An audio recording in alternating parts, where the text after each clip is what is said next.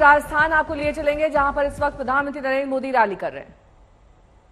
अभी भजनलाल जी का कानूनी डंडा चलने के बाद ठंडा पड़ गया है, जबकि अभी तो इन्हें सिर्फ 3-4 महीने ही भजनलाल जी और उनकी टीम को हुआ है।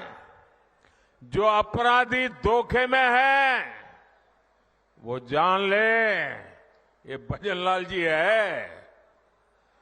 अभी तो भजनलाल सरकार की गाड़ी चलनी शुरू हुई है, अभी तो टॉप गियर में आना बाकी है।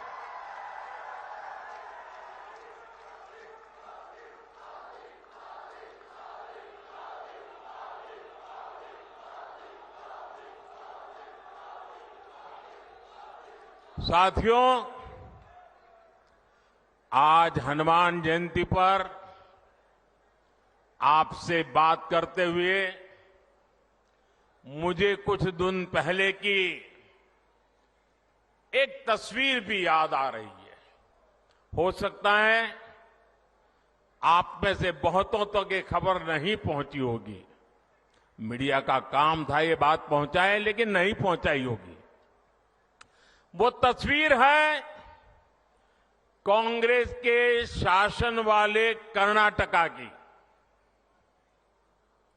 कुछ दिन पहले वहां एक छोटा दुकानदार, उसको सिर्फ इसलिए बुरी तरह से पीटा गया, लहूलुहान कर दिया गया, क्योंकि वो अपनी दुकान में बैठे बैठे हनुमान चालीसा सुन रहा था। ये कांग्रेस की कर्नाटका की सरकार का काम देखिए। अपनी छोटी सी दुकान में एक गरीब आदमी भक्ति भाव से प्रभु हनुमान जी का स्मरण करते हुए हनुमान चालीसा सुन रहा था, उसको लहूलुहान कर दिया गया। आप कल्पना कर सकते हैं, कांग्रेस के राज में हनुमान चालीसा सुनना भी गुनाह हो जाता है। कांग्रेस के राज में अपनी आस्था का पालन करना भी मुश्किल हो जाता है, और राजस्थान तो खुद इसका भुक्तभोगी रहा है। अब सीधी सीधी बात है, जब उनके पार्टी, उनके सारे नेता प्रभु राम का मंदिर बने, प्रभु राम का प्राण प्रतिष्ठा का अवसर हो, मंदिर के लोग जाके रूबरू में आने के लिए निमंत्रण दे, सम्मानपूर्वक निमंत्रण दे, और पब्लिकली उस निमंत्रण को ठुकरा दिया जाए, तो उनके चेले चपाटे भी हनुमान चालीसा करने वालों को पीटेंगे कि नहीं पीटेंगे भाइयों?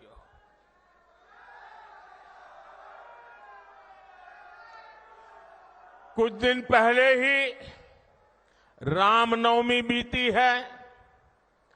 कांग्रेस के जाने के बाद पहली बार शांति से शोभा यात्रा निकली है पूरे राजस्थान में, वरना पहले और चुनाव की आपाधापी गर्मी होने के बावजूद भी कांग्रेस ने तो, और हमारे यहां तो सूरज की पहली किरण का स्वागत भी राम राम सा से होता है। राम राम सा, कोई किसी को मिले तो पहले मुंह से निकलता है राम राम सा।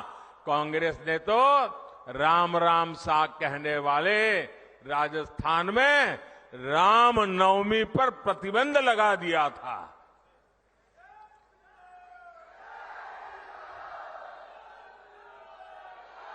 और हमारे किरोड़ी लाल ऐसे हर मुद्दे पर लड़ाई लड़ते थे। कांग्रेस ने शोभा यात्रा पर पत्थरबाजी करने वालों को सरकारी संरक्षण दिया था। इसी कांग्रेस पार्टी ने तुष्टीकरण के लिए मालपुरा, करौली, छबड़ा, टोंक, जोधपुर को दंगों की आग में झोंक दिया था। झोंक दिया था कि नहीं झोंक दिया था? झोंक दिया था कि नहीं झोंक दिया था? क्या ऐसे लोगों को माफ करोगे? अब भाजपा सरकार आने के बाद किसी की हिम्मत नहीं है कि आपकी आस्था पर सवाल उठा दे। अब आप चैन से हनुमान चालीसा भी गाएंगे और राम नवमी भी मनाएंगे, ये भाजपा की गारंटी है।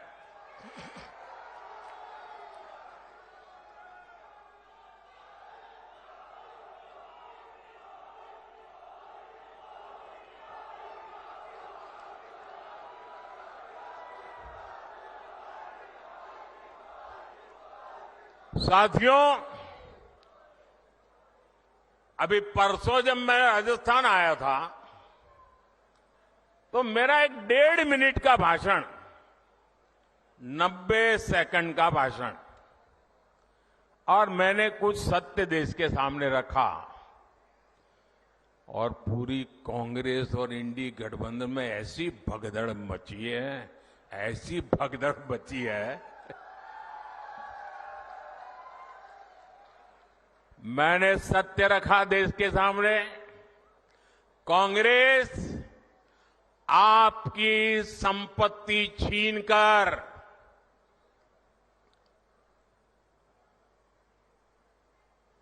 उनके खास लोगों को बांटने की गहरी साजिश रचकर बैठी है। 2-3 दिन पहले मैंने कांग्रेस की इस वोट बैंक की राजनीति, तुष्टीकरण की राजनीति का पर्दाफाश किया था। इससे कांग्रेस और उसको सिस्टम में उनको इतनी मिर्ची लगी है, इतनी मिर्ची लगी है कि वो हर तरफ गालियां देने में टूट पड़े। जो आए वो मोदी को गाली दे रहा है। मैं कांग्रेस से जानना चाहता हूं, आखिर कांग्रेस सच्चाई से इतना डरती क्यों है? कांग्रेस क्यों अपने नीतियों को ऐसे छिपाने में लगी है? जब आपने नीति बनाई है, निर्णय लिया है, तो अब जब मोदी जी ने खुल करके राज रख दिया, आपका हिडन एजेंडा बाहर आ गया, तो अब कांप रहे हो? अरे हिम्मत है तो स्वीकार करो, हम आपसे मुकाबला करने के लिए तैयार हैं।